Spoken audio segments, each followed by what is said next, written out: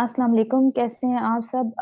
कल कुछ बच्चों के मैसेजेस आए हैं कि जो पिछला लेक्चर किया ना उसमें वॉइस डिस्टॉर्शन थी। ठीक है, वॉइस का इशू था। तो मैं ना सेक्शन 70 से स्पेशल असेसमेंट से थोड़ा सा रिवाइज करा देती हूँ, पीछे से आपको रिपीट कर देते हैं। ठीक है, उसके बाद हम अपना जो चैप्टर 8 है ना उसको आज इंशाल्लाह कंप्लीट करेंगे। अगर आज टाइम आप हो गया तो आपको इस वीडियो का दूसरा पार्ट जो है वो आज ही मिल जाएगा। ठीक है, आज हमने इंशाल्लाह जो चैप्टर 8 है ना उसको कंप्लीट करना है। अच्छा, मैंने आपको यहाँ पे पढ़ाया था कि 69 तक हमने पढ़ लिया था। 70 में स्पेशल असेसमेंट के बारे में मैं आपको दोबारा जो है वो थोड़ा सा बता देती हूँ।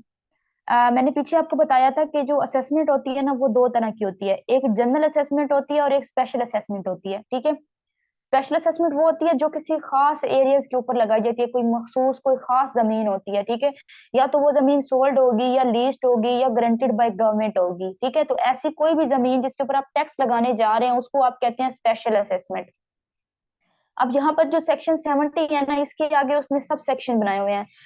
सब section A B C D और ई। ठीक है, तो इसमें क्या है कि जो सब सेक्शन इसका ए है उसके अंदर वो बात करता है कि अगर आपके पास कितनी जमीन होगी तो आप, मैंने आपको पीछे बताया था कि बोर्ड ऑफ रेवेन्यू है जो है ना वो आपको बताता है कि आप किसी भी, जब रीअसेसमेंट हो रही होती है, जब असेसमेंट आप दोबारा कर रहे होते हैं तो आप जो है वो कितना उसके ऊपर जो है वो टैक्स इंक्रीज कर सकते हैं। ठीक है, 1/4 कर सकते हैं जस्ट।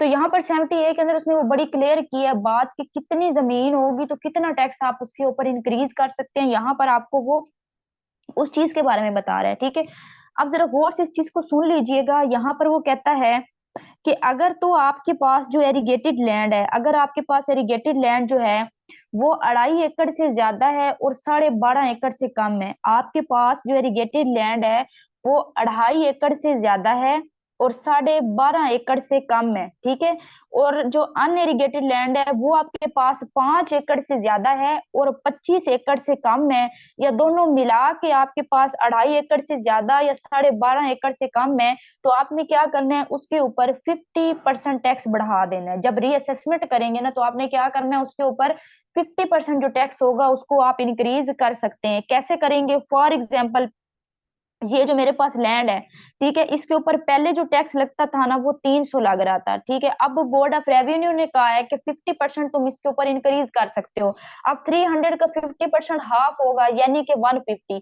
तो आप क्या करेंगे, आप इसके अंदर 150 को प्लस कर देंगे, आपके पास टोटल निकल आएगा 450। ठीक है, मतलब क्या 450% आपने इसके ऊपर क्या करना है, टैक्स लगाना है। तो यही चीज बाकी सब में भी बताइए। मैंने आज अगला चैप्टर पढ़ाना है तो मैं अब बाकी आपको शॉर्ट शॉर्ट बता देती हूँ। ठीक है, इसी तरह से फिर वो कहता है कि अगर आपके पास एरीगेटेड लैंड जो है वो 12.5 से ज्यादा और 25 एकड़ से कम है, अनएरीगेटेड जो है वो 25 एकड़ से ज्यादा या 50 एकड़ से जो है वो कम है, ये दोनों मिला के आपके पास 12.5 एकड़ से ज्यादा और 25 एकड़ से कम है, तो उसके ऊपर बोर्ड ऑफ रेवेन्यू कह रहा है कि 100% टैक्स जो है उसको बढ़ा दो। फिर इसी तरह वो कहता है कि अगर आपके पास एरीगेटेड लैंड जो है वो 25 एकड़ से ज्यादा और 50 एकड़ से कम है, 50 अनइरिगेटेड जो है वो 50 से ज्यादा और 100 से कम है, और जो दोनों को मिला के 25 से ज्यादा और 50 एकड़ से कम है, तो उसके ऊपर 200% टैक्स जो है उसको बढ़ा दें। फिर वो कहता है कि अगर आपके पास एरिगेटेड लैंड जो है वो 50 से ज्यादा है, ठीक है, 50 एकड़ से ज्यादा है, प्लस का मतलब ज्यादा है, अनइरिगेटेड लैंड जो है वो आपके पास 100 एकड़ से ज्यादा है और दोनों को मिला के आपके पास 50 एकड़ से ज्यादा है, तो आपके ऊपर जो टैक्स है वो 300 तक बढ़ाया जा सकता है। ठीक है, अब 300 तक कैसे बढ़ाना है, आपने उसको जिस तरह मैंने इसमें बताया ना कि आपने कैलकुलेशन कर देने, प्लस कर देने, इसी तरह से आपने यहाँ पर भी उसको क्या करना है, प्लस कर देना है, आपके पास नई वैल्यू जो होगी वो निकल आएगी। ठीक है, इस तरह ये मतलब आपके पास कितनी जमीन होनी चाहिए और आपके पास कितना टैक्स इंक्रीज किया जा सकता है वो आपको यहाँ पर 70A के अंदर उसने बड़ा डिटेल के अंदर एक एक चीज आपको उसने यहाँ पर बता दी। ये मैंने वैसे पीछे पढ़ाया है लेकिन वॉइस डिस्टोर्शन की वजह से दोबारा मैंने थोड़ा सा आपको एक्सप्लेन कर दिया। ठीक है, 70B मैंने इसमें बता दिया कि डिटर्मिनेशन ऑफ लैंड ओनरशिप, कि आपने डिटरमिन करना है कि आखिर ये जो लैंड है वो किसकी ओनरशिप के अंदर है, किसका, कौन इसका ओनर है। 70C के अंदर वो कहता है कि information about increase in the extent of ownership, कि अगर जो आपका ओनरशिप है उसके अगर पंजाब के अलावा कहीं और भी जमीनें हैं तो उसके ऊपर भी आपने उसको मतलब करना है, वो जमीनें भी आपके इसके अंदर आएंगी। हाँ, बशर्ते हम पीछे पढ़ के हैं कि अगर उन जमीनों पर वो अर्बन टैक्स पे कर रहा है तो फिर आप उन जमीनों पर टैक्स नहीं लेंगे, अगर नहीं करा तो वो जमीनें भी यहाँ पर अंदर जब आप असेसमेंट करेंगे तो वो भी अंदर इंक्लूड हो जाएंगी। 70D में कहता है change in the basis of exception और असेसमेंट। डी के अंदर कह रहा है कि बेसिस और एक्सेप्शन, कि आपने चेक करना है कि कोई इदारा है या कोई प्रॉपर्टी आया वो टैक्स के अहल है या नहीं है। हम ऐसे ही तो नहीं किसी इदारे के ऊपर या किसी जमीन के ऊपर टैक्स लगा रहे हैं, ठीक है। फिर 70E के अंदर उसमें कुछ एग्जेप्शंस की बात की है, मतलब इसमें कहता है कि किस तरह की जमीन होगी तो उसके ऊपर आप टैक्स नहीं लगा सकते, उसकी बात की है। ये भी मैंने पीछे डिटेल में वैसे पढ़ा दिया आपको, ठीक है। अच्छा, उसके बाद आप आगे आ जाए चैप्टर 8 के ऊपर। हमने आज डिस्कस करना है चैप्टर 8 को, ठीक है। चैप्टर 8 में बात की गई है कलेक्शन ऑफ लैंड रेवेन्यू, कि आपने लैंड रेवेन्यू की कलेक्शन किस तरह से करनी है, उसके बारे में आपको कौन सा चैप्टर बता रहा है, चैप्टर 8 बता रहा है। और सेक्शन 74 जो है वो स्टार्ट होता है कि आपने लैंड रेवेन्यू की कलेक्शन जो है वो किस तरह से करनी है, इसके बारे में कौन डील कर रहा है, चैप्टर 8 कर रहा है, ठीक है। अब हमने बात करनी है यहाँ पर सेक्शन 74 की।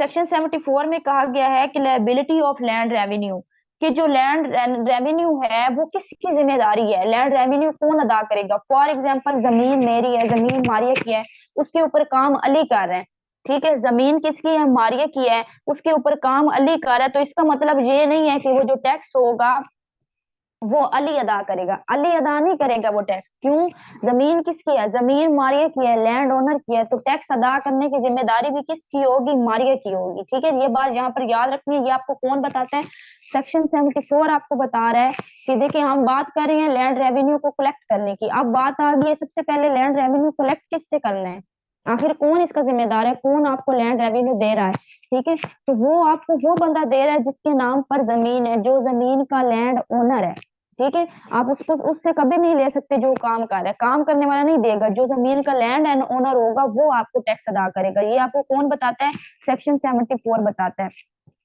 उसी तरह से सेक्शन 75 पे आ जाए। सेक्शन 75 में कहता है कि सिक्योरिटी फॉर पेमेंट, ठीक है। सिक्योरिटी फॉर पेमेंट का मतलब ये है कि जब तक रेवेन्यू अदा नहीं हो जाता, जब तक आप लैंड रेवेन्यू अदा नहीं कर देते, आप प्रॉपर्टी को सेल नहीं कर सकते, ठीक है। फॉर एग्जांपल मेरी प्रॉपर्टी है, ठीक है, मारिया की प्रॉपर्टी है, और मारिया ने लैंड रेवेन्यू अदा नहीं किया, तो मारिया वो वाली प्रॉपर्टी सेल भी नहीं कर सकती, मारिया वो प्रॉपर्टी बेच नहीं सकती जब तक वो उस प्रॉपर्टी का लैंड रेवेन्यू जो है वो अदा नहीं करेगी। इसके बारे में आपको कौन बता रहा है, सेक्शन 75। फिर आ जाए सेक्शन 76 के ऊपर। तो सेक्शन 76 कहता है रेगुलेट पेमेंट। सेक्शन 76 क्या कहता है, रेगुलेट पेमेंट, मतलब कि आपने पेमेंट किस तरह से अदा करनी है, ये आपको बताता है बोर्ड ऑफ रेवेन्यू। ये आपको कौन बताता है, ये आपको बताता है बोर्ड ऑफ रेवेन्यू, कि आपने पेमेंट अदा किस तरह से करनी है, इंस्टॉलमेंट में करनी है, ऑनलाइन पे करेंगे, या ऑन द स्पॉट, या उसी वक्त पे अदा कर देंगे, ठीक है। अब यहाँ पे सिंपल चीजें तीनों, ये जो तीनों सेक्शन में थोड़ी सिंपल बातें की हैं। 74 में उसने सिंपल आपको बता दिया है कि जो लैंड रेवेन्यू है वो कौन देगा, किसकी जिम्मेदारी है, लैंड ओनर की है, जहरी सी बात है, आपको भी पता। सेक्शन 75 में उसने कहा कि फिर सिक्योरिटी भी करनी है।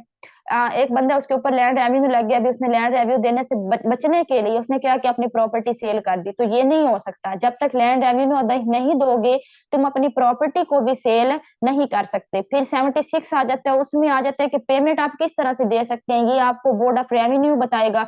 आपने ऑन द स्पॉट देनी है, उसी टाइम आप मौके के ऊपर दे देंगे, ऑनलाइन अदा करेंगे या इंस्टॉलमेंट में अदा करेंगे, ये लम्स की फॉर्म में, जैसे भी आपकी मर्जी है, ठीक है। आपने किस तरह से पेमेंट को अदा करना है, 76 आपको ये चीज बता रहा है। उसके बाद सेक्शन 77 पे आ जाए, ठीक है। सेक्शन 77 जो है वो कहता है कि regulate collection, remission and suspension of the revenue, ठीक है। अब इसमें एक बड़ी सिंपल चीज उसने बात की, उसने कहा अब देखें फॉर एग्जांपल अली है, वो रेवेन्यू ऑफिसर है, अब वो बार बार मेरे पास आएगा मेरे से रेवेन्यू वसूल करने के लिए, लैंड रेवेन्यू, और मैं उसको नहीं दे रही, तो जाहिर सी बात है उसका बार बार आने जाने में खर्चा तो लग रहा है ना, उसका खर्चा हो रहा है, ठीक है। तो वो जो बीओ आ रहा है ना, बोर्ड ऑफ रेवेन्यू, वो उसको कहता है, अली को वो कहेगा कि तुम ना क्या कर दो, रिमिशन कर दो, कम कर दो, चाहे चाहे इंस्टॉलमेंट में ले लो, चाहे ऑनलाइन ले लो, लेकिन तुम लो, ये जो आने जाने वाला खर्चा है ना इससे बचाओ, ठीक है। तुम उससे क्या करो, रेगुलेट करो कलेक्शन को, कलेक्शन अदा करो उससे, लो जैसे भी ले सकते हो, इकट्ठा करो, चाहे थोड़ा कम करके ले लो, चाहे उसको इंस्टॉलमेंट में ले लो, जैसे भी लेने, लेकिन ये बार बार आने जाने से जो खर्चा हो रहा है ना उससे बचो। एक ये चीज या मैंने यहाँ पे बता दिया आपको, यहाँ पे याद रखिएगा कि बात की गई है यहाँ पर खर्चे की, कि रेवेन्यू ऑफिसर अगर आ जा रहा है तो क्या हो रहा है, खर्चा हो रहा है, ठीक है। तो फिर 78 में कहता है कि cost recoverable as a part of arrear, कि अगर एक रेवेन्यू ऑफिसर बार बार आ जा रहा है, उसके लिए जो भी कॉस्ट लग रही है वो एरियर के फॉर्म में वसूल आपसे ही की जाएगी। समझ आ रही है बात की? यहाँ पर 77 में उसने कहा, बोर्ड ऑफ रेवेन्यू 77 में आपको बता रहा है कि आप जो कलेक्शन है उसको कम करो, चाहे चाहे इंस्टॉलमेंट में लो, लेकिन लो, बार बार आने जाने वाले खर्चे से बचो। ठीक है। फिर वो यहाँ पर कहता है नेक्स्ट के अंदर आपको कि अगर तो आपका खर्चा हो रहा है, कॉस्ट आपकी जो भी आ रही है, वो जो बंदा जिससे आप रेवेन्यू लेने जा रहे हैं ना, उसी से एरियर की फॉर्म में जो है वो कलेक्ट की जाएगी। वो ये ना समझे कि भाई बार बार वो रेवेन्यू ऑफिसर को चक्कर लगवा रहा है तो उसका कोई नुकसान नहीं हो रहा, नुकसान उसी का ही हो रहा है। ठीक है। क्या होगा कि जो और कॉस्ट उसकी लग रही है, जो उसका खर्चा हो रहा है, वो उसने एरियर के तौर पर आपसे वसूल कर लेना है। ठीक है। फिर सेक्शन 79 पे आ जाए। सेक्शन 79 में बात की गई एविडेंस की। ठीक है। कि जो रेवेन्यू ऑफिसर है, जो जितने भी उसके बकाया जात बच जाएंगे वो उसको सर्टिफाइड के फॉर्म में देगा। एविडेंस जो उसके होंगे वो उसको पेश करेगा, एविडेंस देगा, सर्टिफाइड देगा कि आया इसके इतने बकाया जात जो है वो रहते हैं। ठीक है। फिर आ जाते हैं आपके पास सेक्शन 80। सेक्शन 80 में बात की गई है प्रोसेस ऑफ रिकवरी। सेक्शन 80 में बात की गई है प्रोसेस ऑफ रिकवरी, कि किस तरह से आपने रिकवरी करनी है, एरियर को आपने वसूल किस तरह से करना है, किस तरह से उसका प्रोसेस होगा, उसके बारे में आपको कौन बता रहा है? सेक्शन 80 बता रहा है। ठीक है। अब आ जाते हैं हम सेक्शन 81 की तरफ। ठीक है। हम कहाँ पे आ जाते हैं? सेक्शन 81। अब देखें, यहाँ पर क्या था, बात होगी कि प्रोसेस जो था उसने वसूल करना है, उसकी जो कॉस्ट की बात हुई वो भी हो गई। फिर यहाँ पर जो एक बंदा है डिफॉल्टर है, वो वक्त पर अदा नहीं कर रहा अपना टैक्स, वो क्या कर रहा है? वक्त पर अदा नहीं कर रहा। तो रेवेन्यू ऑफिसर जो है उसके पास ये अथॉरिटी है कि वो उसको एक नोटिस जारी करेगा। रेवेन्यू ऑफिसर क्या करेगा? ये सेक्शन 81 आपको बताता है कि रेवेन्यू ऑफिसर उसको एक नोटिस जारी करेगा। ठीक है। अब यहाँ पर सिंपल सी बात है, रेवेन्यू ऑफिसर क्या करेगा? अकॉर्डिंग टू 81, अगर उसने अभी तक अपना रेवेन्यू पे मारिया ने अदा नहीं किया, रेवेन्यू टैक्स उसने अपना अदा नहीं किया, तो सेक्शन 81 में क्या करना है कि जो अली होगा, जो रेवेन्यू ऑफिसर है, उसने मारिया को नोटिस भेज दिया है। ठीक है। अब यहाँ पे बात होगी, अब इसको अपनी जरा माइंड में रखिएगा कि नोटिस जो है वो पहुंच चुका है मारिया तक। ठीक है। अब आगे क्या होगा? आगे अब ये होगा 82 में कि मारिया को नोटिस मिला, लेकिन नोटिस के बावजूद भी 20 डेज के अंदर उसने रकम जमा नहीं करवाई। अकॉर्डिंग टू 81, 81 के अकॉर्डिंग उसको नोटिस दिया गया था, उस नोटिस के मुताबिक उसने 20 दिन में रकम जमा करवानी थी। ठीक है। दोबारा पीछे से आपको दिखा देती हूँ।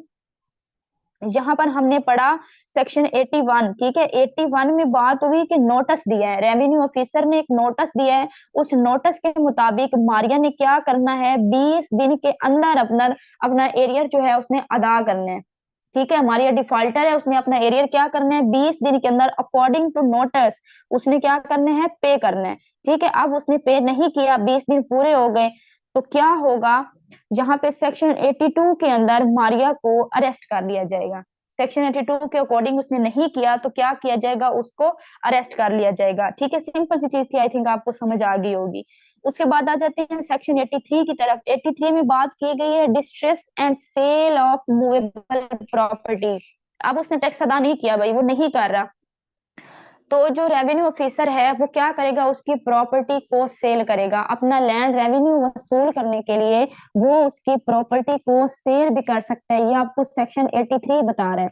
सेक्शन 82 में अरेस्ट हो गया था बंदा। ठीक है। यहाँ पर मारिया को अरेस्ट कर लिया गया। अब यहाँ पर मारिया की जो प्रॉपर्टी है उसको जब्त करने के बारे में सोचा जा रहा है कि उसकी जो प्रॉपर्टी है उसको सेल करेंगे, और सेल करने के बाद उससे लैंड रेवेन्यू जो उसका है उसको अदा कर दिया जाएगा। ठीक है। फिर आ जाते हैं सेक्शन 84 की तरफ। 84 में आ जाता है ट्रांसफर ऑफ होल्डिंग। ये जो उसकी होल्डिंग होगी, जिसकी लैंड होगी, जिसके ऊपर उसका होल्ड है, वो जो होगी वो कहीं आगे कलेक्टर जो है उसको ट्रांसफर कर देगा, और ट्रांसफर करके भी वो वहां से क्या कर सकता है? अपना लैंड रेवेन्यू अदा कर सकता है। अब ये अथॉरिटी किसके पास चली गई? कलेक्टर। अब आगे जितने भी काम होने हैं वो सारे कलेक्टर ने करने हैं। फिर आपके पास सेक्शन 85 आ जाता है। 85 में भी कलेक्टर को ये इख्तियार हासिल है कि वो आपकी जो होल्डिंग होगी उसको अटैच करेगा, उसको वो 5 साल तक अपने, मैं पीछे बता के थी, बात याद रखिए, हमसे पूछ सकता है 5 साल तक कलेक्टर जो उसकी प्रॉपर्टी होगी उसके ऊपर अपना होल्ड रख सकता है। 5 साल अपना होल्ड रखेगा। अपने जो उसके अंदर से जो होगा, नहीं, मैं आगे आपको डिटेल में बताती हूँ। ठीक है, उसमें से 20 to 80% जो होगा वो जो डिफॉल्टर होगा उसको देता रहेगा। बाकी जो होगा वो रेवेन्यू ऑफिसर को देकर उसके जो एरियर होंगे वो पूरे कर लेगा। ठीक है, फिर हमारे पास आ जाता है सेक्शन 86। अब 86 जो है ये कहते हैं एनवलमेंट ऑफ असेसमेंट। ठीक है, मतलब कि एनवलमेंट का मतलब क्या है कि कैंसलेशन, कि असेसमेंट जो है उस वो कैंसिल हो गई है, उसने अदा नहीं किया, उसकी जो असेसमेंट की गई उस पर जो टैक्स लगाया गया, अब वो क्या हो गई है, वो कैंसिल हो गई है। ठीक है, तो प्रॉपर्टी जो है उसको क्या कर लिया गया है, उसको कलेक्टर ने अपने अंडर कर लिया है। अंडर करने के बाद उसमें से जो प्रॉफिट आ रहा था उसका मिनिमम 20% और मैक्सिमम 80% वो डिफॉल्टर को दे रहा है। बाकी जो रकम बच रही है उससे वो क्या कर रहा है, एरियर अदा कर रहा है। ठीक है, और आपने ये भी याद रखना है कि वो जमीन को अपने होल्ड में सिर्फ 5 साल तक रख सकता है, इससे ज्यादा नहीं रख सकता। ठीक है, अब ये बात तो थी होल्ड और अटैचमेंट की, कि एक बंदा है, फॉर एग्जाम्पल मारिया है, मारिया ने टैक्स अदा नहीं किया, तो उसकी क्या हुआ, जमीन को होल्ड कर लिया गया, उसके ऊपर 5 साल वो उसके पास रही। ठीक है, कलेक्टर के पास, कलेक्टर ने 20 to 80% जो था वो मारिया को दिया उसके प्रॉफिट में से, बाकी जो था उसने उसका जो रेवेन्यू, लैंड रेवेन्यू था उसको उसने अदा किया। एक बात ये। ठीक है, अब उसके बाद यहाँ पर एक चीज और भी यहाँ पर देख लें कि अब उसने क्या किया, उसने उसकी प्रॉपर्टी पर होल्ड करना है ना, तो उसके लिए उसको प्रोक्लेमेशन भी करनी पड़ेगी, उसको अनाउंसमेंट भी करनी पड़ेगी अटैचमेंट से पहले। ठीक है, ये आपको 87 के, अगर कलेक्टर किसी की जमीन को होल्ड करने जा रहा है तो फिर उसने उसको बताना भी है कि मैं अब तुम्हारी जमीन होल्ड करने लगा हूँ। ठीक है, वो ऐलान करेगा इसका। फिर उसके बाद नेक्स्ट आ जाते हैं हम। अब यहाँ पर देखें, यहाँ पर थोड़ा हो गया रिमूव, तो मैं आपको बता देती हूँ। ठीक है, अब यहाँ पर हमने क्या देखा, पीछे तक हमने ये देखा था कि किसी की जमीन अगर होल्ड कर ली है ना, होल्ड हो गई है, तो उसको फिर वो कलेक्टर अपने अंडर में रखता है। ठीक है, 5 साल तक वो रख सकता है, उसमें से कुछ हिस्सा वो डिफॉल्टर को देता रहता है, बाकी से वो अपना टैक्स जो है वो वसूल कर लेता है। अब ये बात ठीक होगी। ठीक है, अब हम आगे जा रहे हैं नेक्स्ट की तरफ। अगर तो वो होल्ड नहीं करता, होल्ड करने के अलावा उसके पास एक और भी ऑप्शन होता है, वो क्या होता है, सेक्शन 88 आपको कहता है, यहाँ पर बात हो रही है सेक्शन 88 की। ठीक है, सेक्शन 88 जो है वो आपको कहता है कि सेल ऑफ होल्डिंग, वो क्या कहता है कि सेल ऑफ होल्डिंग, के उसकी जिसके जिसके ऊपर उसका होल्ड है, जो उसकी जमीन है, आप उसको सेल भी कर सकते हैं। ठीक है, तो यहाँ पर बात किसकी हो रही है, सेक्शन 88 के अंदर, कि सेल ऑफ अदर होल्डिंग्स, कि उसकी जो होल्डिंग है उसको आप क्या कर सकते हैं, उसको आप सेल भी कर सकते हैं। ठीक है, लेकिन शर्त क्या है, 89 में आपको फिर कहता है कि effect of sale on encumbrance, मतलब क्या कि उसकी जो लैंड है उसके ऊपर कोई फसाद झगड़ा नहीं होना चाहिए, अगर है तो पहले उसको निपटाओ, उसको खत्म करवाओ। ठीक है, उसके बाद अगर कोई कॉन्ट्रैक्ट हुआ है तो जो जिस बंदे को गवर्नमेंट आपकी जमीन बेच रही है वो इसका जिम्मेदार नहीं है, वो कॉन्ट्रैक्ट अगर हुआ है तो वो पैसे वो परचेजर अदा नहीं करेगा। ठीक है, तीसरी बात है कि अगर उस लैंड को रेंट पर दिया हुआ है तो फिर वो ऐसे ही चलती रहेगी। ठीक है, अब यहाँ पर थोड़ी स्टोरी को समझें। यहाँ पर सिंपल चीज है कि गवर्नमेंट जो है ना उसके पास ये भी हक है, रेवेन्यू ऑफिसर के पास, कलेक्टर के पास, कि वो आपकी जमीन जो है उसको बेच भी सकता है। ठीक है, अब वो यहाँ पर बेचने वाली कंडीशन आ गई, फिर वो कहता है कि 89 के अंदर की जमीन बेचनी है, लेकिन वो उसके ऊपर कोई झगड़ा फसाद नहीं होना चाहिए। अगर उसके ऊपर कोई कॉन्ट्रैक्ट है तो जिसको कलेक्टर जमीन बेच रहा है वो उसकी रिस्पॉन्सिबिलिटी नहीं है कि वो फिर आपको वो कॉन्ट्रैक्ट की रकम अदा करे, वो नहीं करेगा। ठीक है, फिर तीसरा वो कहता है कि अगर रेंट पर है तो फिर वो वैसे ही बेशक चलता रहे, उससे कोई इशू नहीं है, क्योंकि वो तो रेंट आ रहा है ना उसके पास। उसके बाद हम आ जाते हैं सेक्शन 90 पे। सेक्शन 90 के अंदर वो कहता है proceeding against other immovable property of defaulter. ठीक है, अब यहाँ पर कह रहे हैं इमूवेबल प्रॉपर्टी, मतलब कह रहा है कि अगर उसकी इमूवेबल प्रॉपर्टी के अलावा डिफॉल्टर की कोई और प्रॉपर्टी है तो उसके ऊपर भी केस किया जा सकता है। डिफॉल्टर की जिस वो जो लैंड है ना, मूवेबल लैंड है उसकी, ठीक है, उसके ऊपर तो वो उसकी जब्त कर रहा है, अगर उसके अलावा उसकी कोई और प्रॉपर्टी है, उस प्रॉपर्टी से उसका लैंड रेवेन्यू अदा नहीं हो रहा, उसकी कोई और प्रॉपर्टी है, तो गवर्नमेंट को ये भी इख्तियार हासिल है, लैंड रेवेन्यू ऑफिसर जो है, ये जो कलेक्टर है, वो उसकी अदर प्रॉपर्टी जो होगी उसको भी जब्त कर सकता है। ठीक है, तो ये भी आपने यहाँ पर याद रखना है। उसके बाद आपका आ जाता है सेक्शन 91। सेक्शन 91 में बात आ जाती है रेमेडीज की। ठीक है, सेक्शन 91 में वो बात करता है रेमेडीज ओपन लायबिलिटी, मतलब अगर वो कहता है कि जो पर्सन है ना जिसने एरियर अदा करना है, वो यहाँ पर कह रहा है कि भाई ये ऊपर मेरे ऊपर जितने भी चार्ज लगाए जा रहे हैं ना वो सारे गलत हैं, झूठे हैं, मैंने एरियर अदा कर दिया था, मैंने एरियर अदा कर दिया था, ये जो सारी बातें हैं ये झूठी हैं, तो वो फिर क्या करेगा, वो सिविल कोर्ट में केस भी कर सकता है। ठीक है, अगर मारिया कहती है कि भाई इन्होंने मुझे ऐसे ही अरेस्ट किया, मेरी जमीन को ऐसे ही सेल कर रहे हैं ये वो, ठीक है, तो मैंने तो एरियर अदा कर दिया था, तो इस सूरत में मारिया कहाँ पर केस फायर करेगी, सिविल कोर्ट में। ठीक है, यहाँ पर आपने याद रखना है 91 कहते हैं कि ऊपर जितनी भी बातें हुई वो इससे एग्री नहीं है, वो कहता है कि मैंने अपना एरिया जो है वो अदा कर दिया, मेरे ऊपर कोई रेवेन्यू नहीं है, तो वो किसकी तरफ रिजू करेगा, वो सिविल कोर्ट की तरफ रिजू करेगा। ठीक है, अब आ जाते हैं सेक्शन 92 की तरफ, जहां से बात स्टार्ट होती है प्रोसीजर की। ठीक है, हमने पीछे पढ़ा कि जमीन को होल्ड किया जा सकता है, उसमें हमने पढ़ा होल्ड कितने अर्से तक, 5 साल कर सकता है, अपना रेवेन्यू टैक्स वसूल करेगा 5 के अंदर, रेवेन्यू टैक्स अपना रेवेन्यू जो है वो उसको अदा करने के बाद बाकी जो उस 5 साल बाद उसकी जमीन जो है वो वापस कर देगा लैंड ओनर को। दूसरा हमने इसमें सिंपल सी 2 चीजें पढ़ी, एक ये कि जमीन को सेल भी कर सकता है, दूसरा वो कि अगर उस जमीन से उसका रेवेन्यू जो है वो अदा नहीं हो पा रहा, तो अगर उस डिफाल्टर जो है उसकी कोई और जमीन है तो वो उसको भी सेल करने का हक रखता है। ये हमने सिंपल चीजें पढ़ ली। अब हमने वो सेल किस तरह से करनी है उसने प्रॉपर्टी, हमने उसके प्रोसीजर के बारे में पढ़ना है। ठीक है, 91 में हमने ये भी पढ़ लिया कि फॉर एग्जाम्पल बंदा कह रहा है कि भाई इसने जो भी मेरे ऊपर ये इल्जामात लगाए हैं या जो भी ये मेरे खिलाफ कार्रवाई चल रही है ये गलत है, मैंने तो अपना रेवेन्यू जो है वो अदा कर दिया, मेरे ऊपर इस वक्त कोई रेवेन्यू नहीं है, तो वो सिविल कोर्ट से रिज्यू कर सकता है। अब हमने बात करनी है कि प्रॉपर्टी सेल की बात आ गई है, बिडिंग की बात आ गई है, बोली लगने की बात आ गई है, वो आप किस तरह से करेंगे। ठीक है, उसका प्रोसीजर क्या होगा, वो आपका स्टार्ट होता है सेक्शन 92 से। वो आपका कहाँ से स्टार्ट होता है, सेक्शन 92 से। अब सेक्शन 92 के अंदर वो कहता है कि प्रोक्लेमेशन ऑफ सेल, कि आपने ऐलान करना है। ठीक है, ऐलान कैसे करना है कि बोर्ड ऑफ रेवेन्यू है उसने अप्रूवल दे दिया कलेक्टर को कि तुम इसकी जो प्रॉपर्टी है ना उसको सेल कर सकते हो, तो वो एक नोटिस बनाएगा।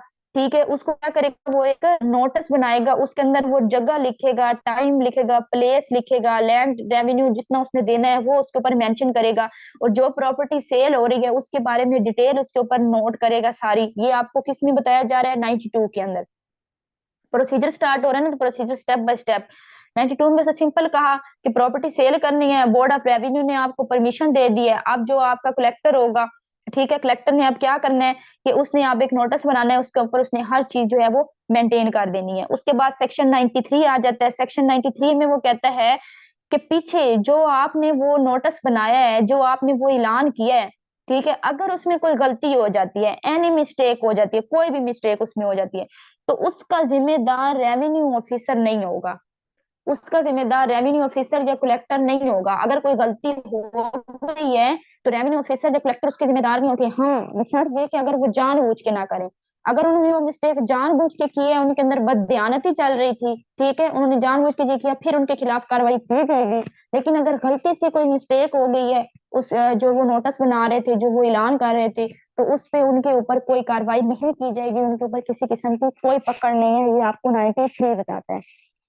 सिंपल स्टोरी अपने माइंड में बना ले बस कि 92 से क्या हो रहा है, प्रोसीजर स्टार्ट हो रहा है। 92 में क्या हुआ कि बोर्ड ऑफ रेवेन्यू जो था उसने कहा उसको कि अप्रूवल दे दिया कलेक्टर को, कलेक्टर ने एक प्रोक्लेमेशन जो है उसको रेडी किया है। रेडी करने के बाद अगर अब उसमें कोई मिस्टेक हो गया तो 93 कहते हैं अगर मिस्टेक हो गई है, अब बेईमानी के बगैर गलती से हो गई है, ठीक है, आपको पता पाकिस्तान में तो बेईमानी ही आम है, ठीक है, तो यहाँ पे वो कह रहा है कि अगर बेईमानी के बगैर अगर कोई आपसे मिस्टेक हो गया गलती से, तो उसके ऊपर भी रेवेन्यू ऑफिसर या कलेक्टर के ऊपर उसकी कोई मुआवजा जो है उसके ऊपर नहीं लगाया जाएगा, वो उसके जिम्मेदार नहीं होंगे। ठीक है, फिर हम आ जाते हैं सेक्शन 94 के ऊपर। 94 में पब्लिकेशन की बात की गई। अब उसने पीछे एक प्रोक्लेमेशन जो था ना वो बना लिया, एक नोटिस उसने बना लिया।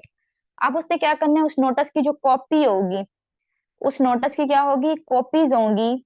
ठीक है, वो जो कॉपी होगी वो एक वो डिफाल्टर को देगा और एक वो तहसीलदार के दफ्तर में लगा के आएगा। ठीक है, एक कॉपी डिफॉल्टर को दी जाएगी और एक कॉपी तहसीलदार के दफ्तर में चिपका कर दी जाएगी। ये आपको सेक्शन 94 बता रहे हैं, स्टेप बाय स्टेप प्रोसीजर बता रहे हैं, सिंपल सी चीज है।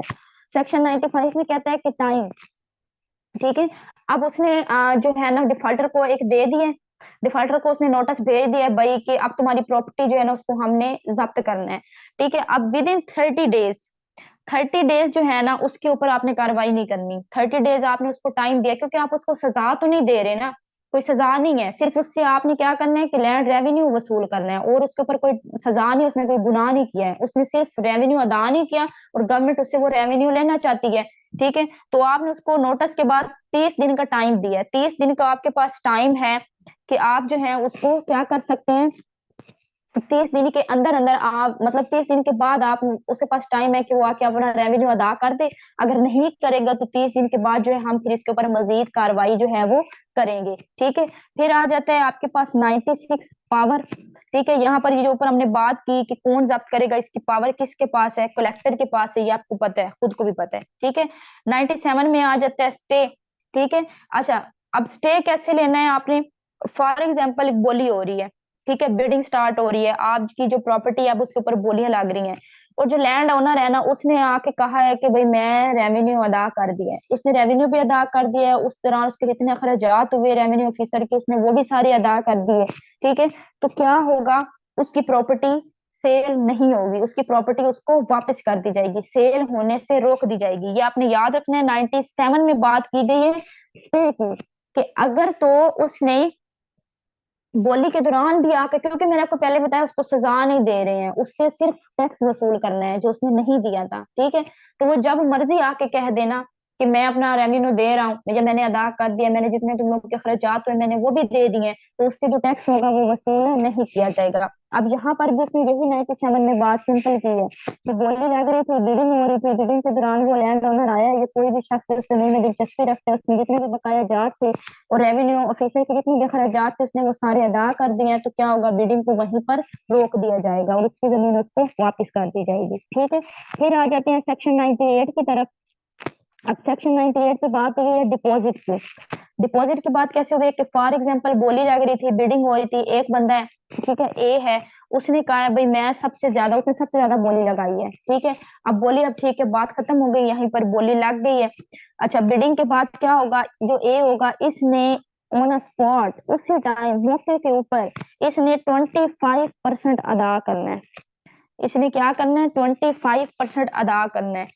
यहाँ पर मुक अगर ये नहीं करेगा बोली दोबारा लगाई जाएगी, ये हमें आगे 99 बताता है। ठीक है, सेक्शन 99 ये कहता है कि डिपॉजिट हो रहा है, बोली लग रही है, बोली में एक बंदे ने कहा, ए ने कहा भाई मैं, इसकी बोली सबसे नीचे थी, तो इसने क्या करना है, वहीं पर रोक दी बोली, इसने 25% इसी वक्त अदा करना है, बाकी जो 75% होगा उसके लिए उसको 30 दिन दिए जाएंगे, 30 दिन के अंदर उसने उसको रकम को अदा करना होगा। ठीक है, अब इसने 25% मौके पे अदा करना है। अब फॉर एग्जाम्पल इसने नहीं अदा किया, ठीक है, अब यहाँ पर समझ ले, फॉर एग्जाम्पल इसने नहीं अदा किया वो 25%, तो इसके बारे में आपको बता रहा है सेक्शन 99।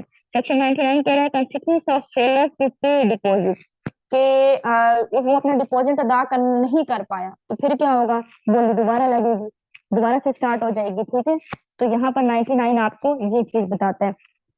फिर हम आ जाते हैं 100 पे। ठीक है, सेक्शन 100। सेक्शन 100 हमारा कहता है हमें कि time for payment in full. ठीक है, कि अच्छा कि फुल पेमेंट कब करनी है। अब सिंपल सी चीज मैंने पीछे भी आपको ये बता दिया 99 में कि फुल पेमेंट कब करनी है, ये आपको सेक्शन 100 बताता है कि उसको 30 दिन का टाइम दे दो, 30 दिन के अंदर अंदर उसने क्या करना है, फुल पेमेंट अदा करनी है, 30 दिन के अंदर उसने क्या करना है, फुल पेमेंट अपनी अदा करनी है। ठीक है, उसके बाद अब सेक्शन 101 पे आ जाए, वहां पे आ जाता है प्रोसीजर इन डिफॉल्ट। ठीक है, प्रोसीजर इन डिफॉल्ट, अगर 30 दिन में उस बंदे ने रकम अदा नहीं की, अगर 30 दिन में उस बंदे ने रकम अदा नहीं की, तो क्या होगा, उसकी जो दोबारा से जब्त कर लिया जाएगा, उसकी रकम भी उसको मतलब जो होगी वो वापस नहीं मिलेगी, दोबारा से नीलामी की जाएगी। 101 में भी यही बात हुई है। ठीक है, ऊपर 100 में हमने बात की थी कि 30 डेज में उसे रकम जमा करानी है, फिर अगर उसने नहीं कराई तो अब वो भी डिफॉल्टर में चला गया है, तो उसकी से भी जमीन वापस ले ली जाएगी और उस जमीन पर क्या हो जाएगा, उसको रीसेल किया जाएगा। ठीक है, ये आपको सेक्शन 101 बता रहा है। उसके बाद सेक्शन 102 पे आ जाए, 102 में आ जाता है रिपोर्ट ऑफ सेल, कि जो आपने आप सेल कर रहे हैं ना, तो इसकी रिपोर्ट आपने किसको करनी है, आपने कमिश्नर को करनी है, मैंने साथ मेंशन कर दिया, बोली सिंपल सी चीज है। ठीक है, फिर सेक्शन 103 आता है, 103 के अंदर बात की गई है application to set aside sale. मैं एक दफा यहाँ पे ना स्क्रीन दोबारा शेयर कर देती हूँ क्योंकि टाइम अप हो गया तो स्क्रीन ऑफ हो गई है। मैं चाहती थी कि इसी एक क्लास के अंदर ना सारा हो जाए, दोबारा दूसरा लेक्चर ना बनाना पड़े। मैं आपके साथ दोबारा स्क्रीन शेयर कर देती हूँ। चीजें बड़ी आसान आसान है, जिस चीज की आपको समझ नहीं आए आप कमेंट में पूछ लीजिएगा, ठीक है। ये वाला आपका जो चैप्टर है बड़ा इजी है, इसी वजह से इसको इकट्ठा कवर किया है। इंशाल्लाह नेक्स्ट मेरी कोशिश यही होगी कि एक ही क्लास जो है ना रखूं। और अब देखें क्या होता है। जी, अच्छा हम थे यहाँ पर सेक्शन 100 हमने पढ़ लिया। 100 में कहता है कि टाइम कितना देना है, 30 डेज देने हैं। सेक्शन 101 जो है उसमें कहता है कि प्रोसीजर इन डिफॉल्ट, कि जो डिफॉल्टर होगा, दूसरा बंदा भी अब डिफॉल्टर होगा ना, उसने 3 दिन में पैसे अदा नहीं किए, तो उसकी जो प्रॉपर्टी होगी वो वाली उसको दोबारा से रीसेल किया जाएगा, ठीक है। फिर आपका आ जाता है सेक्शन 102 में कहता है कि अगर प्रॉपर्टी सेल हो रही है उसकी रिपोर्ट आपने किसको करनी है, कमिश्नर को करनी है। फिर सेक्शन 103, अब ये थोड़ा समझ लीजिएगा, यहाँ पर बात करते हैं एप्लीकेशन के सेट असाइड सेल, ठीक है। कि फॉर एग्जाम्पल जो प्रॉपर्टी सेल हो रही है, अब प्रॉपर्टी सेल हो गई, बंदा भी आ गया, उसको प्रॉपर्टी सेल होने, उस दौरान जो लैंड ओनर था उसने एप्लीकेशन दे दी है, उसको साइड पे रखना है, प्रॉपर्टी को साइड पे रखना है, बेचना नहीं है।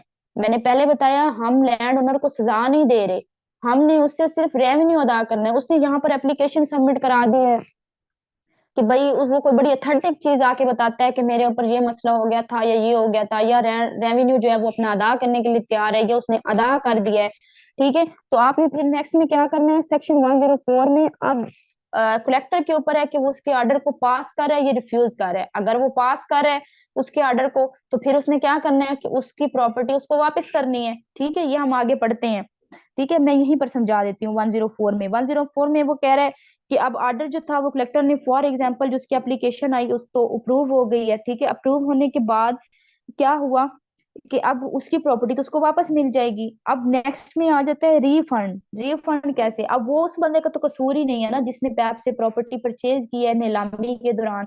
जिसने जब बिडिंग हो रही थी तो एक बंदे ने प्रॉपर्टी की, अब तो प्रॉपर्टी उसके पास जाने वाली थी, लेकिन ऐसा नहीं हुआ। जो लैंड ओनर था वो वापिस आया, उसने एप्लीकेशन दी, उसने रीजन बताया, प्रॉपर्टी उस तक नहीं पहुंची, उसको मैंने बताया हमने सजा नहीं देनी थी, हमने क्या करना था, सिर्फ टैक्स वसूल करना था, और उसने टैक्स अदा कर दिया, तो हम उसकी प्रॉपर्टी उसको वापस करेंगे। और जिस बंदे ने उसको परचेज किया था उसके थ्रू हम क्या करेंगे, उसके जो रकम होगी वो एक एप्लीकेशन लिखेगा, ठीक है, और उसके थ्रू वो अपनी सारी रकम जो है वो वापस ले सकता है, उसको सारी रकम जो है वो रिफंड कर दी जाएगी। जो न्यू परचेजर था उसको उसकी रकम रिफंड कर दी जाएगी, और जिसकी प्रॉपर्टी थी लैंड ओनर जिसने उसका टैक्स अदा कर दिया उसकी प्रॉपर्टी उसको वापस कर दी जाएगी। यहाँ पर ये सिंपल सी बात, ठीक है। अपने माइंड में चीजें रखिएगा, जहां से भूल जाए पूछ लीजिएगा मुझसे। फिर सेक्शन 106 में कहते हैं कि अब जो है जिस बंदे, यहाँ पे वही बात जो मैंने आपको बता दी थी, ठीक है। 106 में वो दोबारा से वही बात कर रहा है कि अगर तो प्रॉपर्टी जो है वो एप्लीकेशन भी नहीं आई, कुछ भी नहीं हुआ, और जिस बंदे के पास, जिस बंदे ने उसको परचेज किया उसने भी उसके पैसे अदा नहीं किए, न्यू बंदा था, फिर आप क्या करेंगे, प्रॉपर्टी को रीसेल कर देंगे। रीसेल करने के लिए आपने सारा वही प्रोसीजर जो पीछे हमने पढ़ा है उसी सारे के बारे में आपने बात करनी है। बोली लगाई जाएगी, ठीक है, नोटिस बनाया जाएगा, फिर उसको भेजा जाएगा, फिर बोली लगाई जाएगी, जिसकी बोली सबसे ऊंची होगी उसको वो सेल कर दी जाएगी। 25% उसी टाइम अदा करेगा, 75% जो है उसके लिए उसको टाइम दिया जाएगा, उसके अंदर उसने अदा करना होगा। फिर आपके पास सेक्शन 107 आ जाता है। 107 के अंदर बात की गई है कंफर्मेशन ऑफ सेल पोजेशन, ठीक है। कि फॉर एग्जाम्पल अब जो बंदा था उसने रकम अदा कर दी है, जिसकी बोली लगी थी उसने रकम क्या किया है, अदा कर दी है, ठीक है। तो फिर क्या होगा, कलेक्टर जो होगा वो जो जितनी भी प्रॉपर्टी होगी वो उसके नाम करेगा, और उसको एक सर्टिफिकेट देगा, और उसको कहेगा कि भाई अब इस प्रॉपर्टी के मालिक मारिया नहीं है, अब इस प्रॉपर्टी के मालिक तुम हो, ठीक है। ये हो गया। उसके बाद आ जाता है सेक्शन 108। 108 में आता है कि सेल सेल ऑफ इमूवेबल होना था यहाँ पर, ठीक है। कि अगर आपने उसकी दूसरी प्रॉपर्टी सेल करनी है, ठीक है, फॉर एग्जांपल आपकी उस प्रॉपर्टी से जो है ना उसका अदा नहीं हुआ, और आप उसकी बाकी प्रॉपर्टी से सेल करके उसके मारिया के नाम पे कोई और प्रॉपर्टी है, मैंने पीछे आपको बताया था, उसको आप सेल करके अपना रेवेन्यू जो है वो पूरा करना चाहते हैं, तो आपने फिर क्या करना है, देखिए 92, 93, 94, 95, 96, 97, 104, 103 और 105 में जो प्रोसीजर आपको बताया गया है, सेम प्रोसीजर उस चीजों के लिए भी लगेगा, ठीक है। अगर आप उसकी कोई और प्रॉपर्टी जो है उसको सेल करें देन भी आपकी यही सारी चीजें लगनी है। फिर सेक्शन 109 आ जाता है। सेक्शन 109 में वो कहता है कि अगर कोई और चीजें हैं, ठीक है, अगर कोई और चीजें हैं आपकी पेरिशेबल चीजें हैं, कुछ और आपकी मतलब फॉर एग्जांपल जानवर हैं, कोई फ्रूट्स वगैरह हैं, ठीक है, वो आप सेल कर रहे हैं, तो उसका फिर टाइम अलग होगा, उसकी जो आपने पेमेंट करनी होगी वो आपने, क्योंकि इससे फॉर एग्जाम्पल अगर फ्रूट है तो उसका खराब होने का खदशा है ना, तो उसके लिए आप 30 डेज का टाइम नहीं दे सकते उसको। अगर फिर बिडिंग होगी, जब बोली लगेगी, तो जो सबसे ऊंची बोली लगाएगा उसको एन मौके पर सारी रकम अदा करनी होगी। ठीक है, ये आपको सेक्शन 109 बताता है। सेक्शन 110 जो है ये आपको बताता है कि इसके अलावा अगर कोई और चीजें हैं, उसकी एनिमल नहीं है, फ्रूट नहीं है, इसके अलावा उसकी कोई और प्रॉपर्टी है, ठीक है, तो उसके ऊपर भी आपका सेम होगा। 25% जो है वो उसी वक्त अदा करेगा, और बाकी जो होगा वो उसने 7 दिनों में अदा करना है। ये आपने याद रखना है। अगर उसकी वही प्रॉपर्टी सेल हो रही है जिसके ऊपर उसने टैक्स देना था, तो उसके लिए 25% पहले अदा करने हैं, फिर बाकी जो रकम होगी वो उसने 30 दिन में करनी है। लेकिन अगर उसकी कोई और प्रॉपर्टी हो रही है और वो एनिमल या फ्रूट्स वगैरह इस तरह की कोई चीज है, तो उसके पेमेंट उसने मौके पे अदा करनी है। लेकिन अगर उसके अलावा उसकी कोई और प्रॉपर्टी है, कोई और चीज है, ठीक है, तो वो उसको क्या होगा कि 25% वो मौके पर अदा करेगा, बाकी रकम वो 7 डेज दिए जाएंगे उसको। बाकी रकम के लिए उसको क्या किया जाएगा, 7 डेज दिए जाएंगे। ये यहाँ पर याद रखना, मिक्स ना कर दीजिएगा चीजों को। उसके बाद आगे आ जाए 1 1 पे, सेक्शन 111 के ऊपर। 111 में कहता है प्रोसीड ऑफ सेल। ठीक है, कि अब जो अब आपके पास सेल आ गई है, आपने प्रॉफिट, आपके मतलब आपने प्रॉपर्टी बेच दी, आपके पास पैसे आ गए, तो आपने सबसे उसके अंदर से करना क्या है।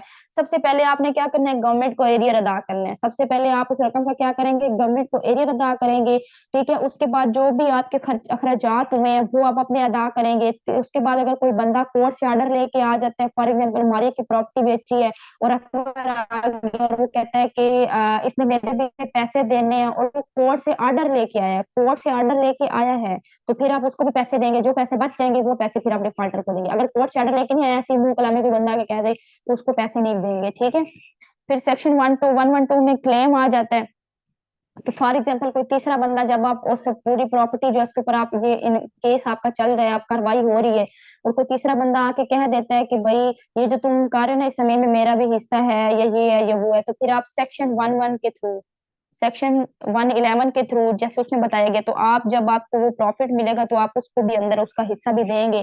फिर जो आपके पास रकम बचेगी वो आप डिफॉल्टर को दे देंगे। ठीक है, ये हमारा सेक्शन चैप्टर 8 था। चैप्टर 8 में हमारे आज हमारे 112 जो है वो कवर हो गए हैं। कल इंशाल्लाह 150 से क्रॉस कर जाएंगे। बस ये साथ साथ नोट्स बनाए, नोट्स मेकिंग करते जाएं, जिस चीज की समझ में आती है वो कमेंट में पूछ लिया करें। बाकी मुझे दुआओं में जरूर याद रखा करें और अपना ख्याल रखिएगा। अल्लाह हाफिज।